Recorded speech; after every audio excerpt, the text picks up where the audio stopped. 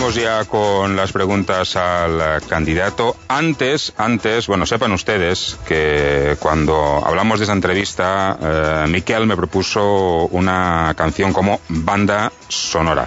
Bueno, va a ser la primera pregunta. La banda sonora que eligió es esta.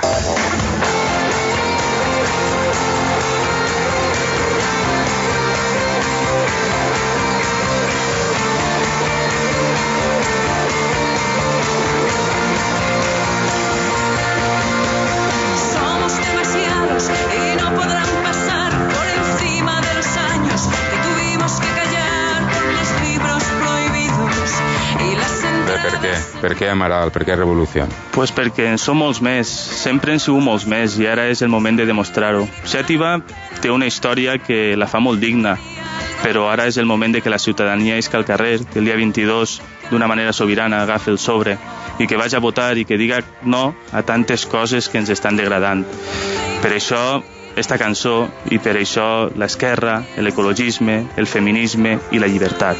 Sense la llibertat és difícil poder construir ninguna ciutat i nosaltres volem construir la Xàtiva del segle XXI. Una Xàtiva amb somriures de tots els colors, una Xàtiva on hi ha esgaveu per a tot el món, una Xàtiva on ens puguen dir als polítics què és el que hem de fer, perquè en definitiva un regidor o un alcalde no pot tenir l'última decisió de tot un poble i ha d'estar sempre vinculat a la gent. Sense la gent, els polítics no són res i la política necessita ètica i la ètica està vinculada a la participació i per això nosaltres sempre hem dit que la gent ha de parlar. Tots, dona igual que siguin d'esquerres, de dreta, de centre, nacionalistes, internacionalistes, tots han de tenir la seva veu i per això nosaltres des d'Esquerra Unida apostem netament per a que Xàtiva siga participativa i que torne novament a aquesta gran història, a aquest gran contingut simbòlic que té així al País Valencià i solament ho farem a través de la participació i de recuperar els nostres orígens. Hola Miquel, repassant un poquet el vostre programa, apareix contínuament i se fan referències directes a dos paraules. Una és indignació i l'altra és compromís. Pareix que marquen un poc la ruta de viatge de la campanya. Com expliques tu aquestes dues paraules? Per què indignació i per què compromís? Indignació perquè ens sobren els motius. Nosaltres ara estem gaudint d'un estat de dret que ha estat el resultat de la lluita de molta gent que s'ha deixat la pell perquè n'hi hagi una sanitat pública, un ensenyament públic, per a que la gent pugui dir la seua, i això a poc ens ho estan furtant. I ens tenim que indignar, però no solament tenim que acabar amb el verb indignar, sinó que també hem de revertir la situació i hem de lluitar. Una lluita pacífica, però constant. I ahir, en aquest sentit, nosaltres tenim el nostre programa, tenim un programa en què reclama la participació, en què reclama la lluita, en què reclama el pacifisme, en què se reclama l'ètica, i sols d'esta manera podrem anar més enllà de la indignació. No sé, sembla que el discurs de l'ètica, del compromís, com que de vegades ens diuen que no és possible, que l'Ajuntament és economia, que és decisions pràctiques, que no n'hi ha espai per a actuar amb tanta ètica, amb tant compromís, en aquestes paraules, en una política local, municipal, del dia a dia. Sona idealisme?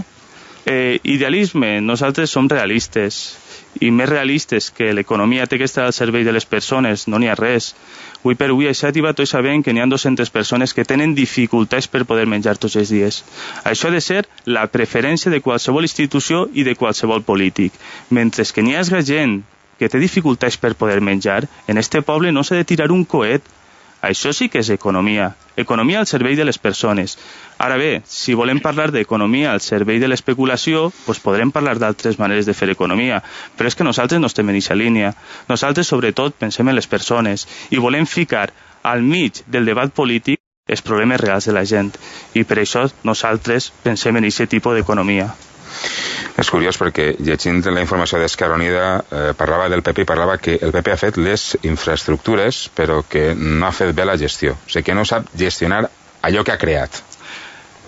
El Partit Popular sap crear infraestructures. Ara bé, la gestió, com estem veient, avui mateix sentia el senyor Ramon Vila que parlava que n'hi havia que cedir terrenys públics per tal de que les empreses vingueren així, que es feren càrrec de l'ensenyament dels nostres xiquets. No, a veure, les infraestructures s'han de crear però la gestió ha de ser pública, perquè en definitiva allò públic no té que servir de negoci per a ningú. Els terrenys que s'estan cedint a la Universitat Catòlica, els terrenys que s'han cedit a altres institucions com és el British School i com són altres empreses privades, aquests terrenys han de tenir un benefici total per a la ciutadania. No tenen el per què obtindre un marge de benefici una empresa privada amb una cosa que és de tots i de totes. En definitiva, el benefici ha de ser el més clar per a la ciutadania. I ahir nosaltres no estem d'acord. No estem d'acord en aquesta manera d'actuar. Miquel, en les últimes 3 dècades o 2 dècades, les polítiques neoliberals han aconseguit canviar la forma en què la gent construís la interpretació de les coses, la forma de veure les coses. Vosaltres defenseu que se pot viure d'una altra manera. Com és aquesta vida? Mira, nosaltres ara mateix estem davant d'un repte molt important. Estem davant d'una crisi, d'una envergadura parangonable a la crisi del crack del 29. A més, tenim una crisi energètica que està allà a les portes, que anem a viure-la. Ara és el moment de reformular, de redefinir el capitalisme, conforme s'havia dit. Però és que resulta que aquella redefinició que se plantejaven des dels grans presidents europeus està resultant que no és la redefinició del capitalisme, és la redefinició de l'estat del benestar. S'està retallant a aquella gent que realment no ha pagat la crisi. I per això és necessari començar a construir una altra manera de viure, i una altra manera de viure sostenible. Tal volta n'hi ha que començar a parlar clarament dels creixements econòmics decreixents, és a dir, que allò del consumisme desenfrenat que hem viscut, això no tornarà. I això necessita una pedagogia que se li diga a la gent que per a ser feliç no fa falta tenir 2 cotxes, ni un apartament en la platja, ni tantes coses inútils que hem estat consumint, que al final el que han fet és fer-nos un poc més desgraciats a tots, perquè hem confós la llibertat en la capacitat de consumir, i la llibertat no és això. La llibertat és poder tenir temps per a disfrutar dels teus fills, dels teus amics, per poder sentar-te en la plaça i poder conversar amb els teus veïns. I això ha desaparegut per este tarannà del neoliberalisme que ens ha fet que cada vegada hem de treballar més, hem de fer més hores per tal de consumir, per tal d'hipotecar-nos, i al remat ens ha fet a tots un poc més tristos i més malhumorats en cada dia. No entenc jo massa aquesta qüestió perquè no entenc massa el que diu alguna gent. O sigui, per a eixir de la crisi cal votar al Partit Popular, per a tirar fora el PSOE del govern de la nació. En canvi, aquesta situació de crisi suposa que deu servir també per a que la gent d'Esquerra proposi solucions, o sigui, que pot beneficiar també al teu partit, Esquerra Unida. És un bon escenari. És un bon escenari per a vosaltres, tot el que estàs comentant, per a despegar? Ara mateix la gent el que està reclamant és solucions. Ara bé, les solucions o bé poden ser cap al passat, que és votar a la dreta, i aquells que es diuen d'esquerres però actuen com la dreta, val? O és votar al futur, i votar al futur significa votar sostenibilitat, significa votar participació, significa entendre la vida d'una altra manera i significa crear una economia molt més sostenible i decreixent. És a dir, anem a pensar en les persones. Si és que no n'hi ha res més important que fer una economia que estigui vinculada a l'ocupació social, una economia que estigui vinculada al desenvolupament sostenible. És que aquella economia vinculada al desenvolupament de crear cada vegada més infraestructures, més maquinàries, això ha acabat. Ara nosaltres el que hem de fer és que l'economia estigui vinculada a la creació d'escoles municipals, que l'economia estigui creada a la creació de centres de dia. És a dir, que la gent que l'economia estigui al servei de la gent i no a la inversa, tal i conforme ha passat, i això és votar a esquerres, i això és pensar en clau de futur. Tot l'altre és pensar en clau de passat. Què anem a fer? A retallar drets? Anem a retallar en qualitat de vida? Si anem a fer això, mira, tornem a la cova negra.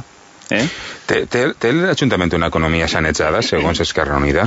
L'alcalde diu que sí, que anem bé. A veure, nosaltres, per certes coses que se poden observar, veiem que aquest Ajuntament ha desbalafiat moltíssim. Ha desbalafiat tant que ara, en una situació de crisi, aquelles infraestructures que estan dient abans són insostenibles, no van a poder ser mantingudes. Que algú m'explique què anem a fer amb la plaça de Bous. És que no ho sé. Jo la veritat és que no ho sé. La ciutat de l'esport? La veritat és que haurem pogut fer una ciutat molt més adequada sense aquesta despesa tan gran. I així, moltes més infraestructures, com és el cas del CCX, pues, a veure, nosaltres pensem que sí que és important que aquell barri tingui equipaments, però per què no aprofitem les escoles? Les escoles estan tancades a partir de les 5 de la vesprada. Els instituts també tenen biblioteques i sales d'estudi que poden ser utilitzats. Què? Què és construir? Perquè sí? O per quin motiu? Nosaltres pensem que s'ha desbalafiat moltíssim i que això va tenir unes conseqüències. L'Ajuntament ara està ingressant molt menys i la despesa serà igual o major. Ara què fem? Jo preguntava lo dels diners perquè suposa que si Esquerra Unida tinguera capacitat de governar, que és l'objectiu, no? Sí. Governar la ciutat, quin seria el seu primer pas? O sigui, té diners per aplicar la política que estàs parlant, les mesures que estàs ara explicant, així significaria un trencament, per exemple, una baixó respecte a la gent que treballarà a l'Ajuntament, una remodelació de la plantilla, no sé. Té l'Ajuntament capacitats suficients, l'Ajuntament de Xàtiva, segons la teva informació, per aplicar aquesta política de la que tu estàs parlant? Mira, el verb que determina l'esquerra és el verb repartir. I front a una situació com l'actual, el que hem de fer és redistribuir la feina. És a dir, si s'estan treballant X hores, pues anem a reduir les hores perquè treballi més gent i perquè al mateix temps pues, no n'hi hagi una situació de desequilibri pressupostari. Ara bé, que aquesta situació pot ser que pugui crear algun malestar, ho entenem, però en una situació com l'actual hem de saber que el principi bàsic és la solidaritat i el verb repartir té que estar present i se reparteix la feina. Miquel, lo que passa és que és evident que una gran majoria està optant per tot el contrari. Això és una reflexió que ens anem a fer en veu alta, però és una evidència, és una evidència. Jo he vivit a més 80, jo també vaig aportar el que vaig poder perquè canviaren les coses en el nostre país, però ara tinc que reconèixer que hi ha molta gent que, diguem, la filosofia, la forma de pensar, la ideologia, la forma de viure del PP l'està agarrant quasi com un model. I sobretot gent jove. Com interpretes algo que jo també veig? Com interpretes? O sigui, hi ha molta gent que el perfil de comportament d'una persona del PP, d'èxit, o fa poc constructor o tal, l'agafa com a model seu. Jo vull ser com ese. Què fem ahí? Què fem així? Pues una cosa molt important que tenim les persones és la memòria. I així el que voldria és recordar-li a tota aquesta gent que vol prendre com a model a aquests grans constructors, pues allò que deia el nostre alcalde. El nostre alcalde a la gent jove d'esta ciutat li ha dit que, bueno, que quasi que allò d'estudiar que no era important, que lo important era eixir a treballar i a fer diners. Ara què fem en tota aquella gent que li va fer cas? A la dreta, i no es va formar, i no va estudiar, i va anar a treballar a l'obra, i que ara estan dormint pues, fins a les 12 perquè malauradament no tenen feina. Què fem amb això? Pues això és el model del Partit Popular i això és el que s'està proposant ara, un model basat en la mentira, un model basat en la por, i la por col·lapsa, i n'hi ha molta gent que està col·lapsada, i front a aquesta situació de col·lapse, pues, moltes vegades el discurs més demagògic, que és és el que triomfa, però nosaltres confiem moltíssim en la gent, i estem segurs de que la gent jove ha de ser el motor del canvi, que ja n'hi ha prou, que n'hi ha que dir que no, que nosaltres el que volem és formació, el que volem és mantenir els drets que hem rebut, i inclús millorar-los per a les generacions que vinguen darrere, i que aquest discurs tan fàcil que fa el Partit Popular, que n'hi ha que anar a guanyar diners, però a veure, així, que no ens enganyen més, que si és que guanyen els diners són uns quants, i que a més el govern central no ha tingut la valentia de gravar aquestes grans rentes, i han continuat guanyant més. I mentrestant, qui paga la crisi? Pues aquests joves, aquesta gent també gran, que tot i això encara està sent bombardejada per aquest discurs tan calamitós que està fent el Partit Popular.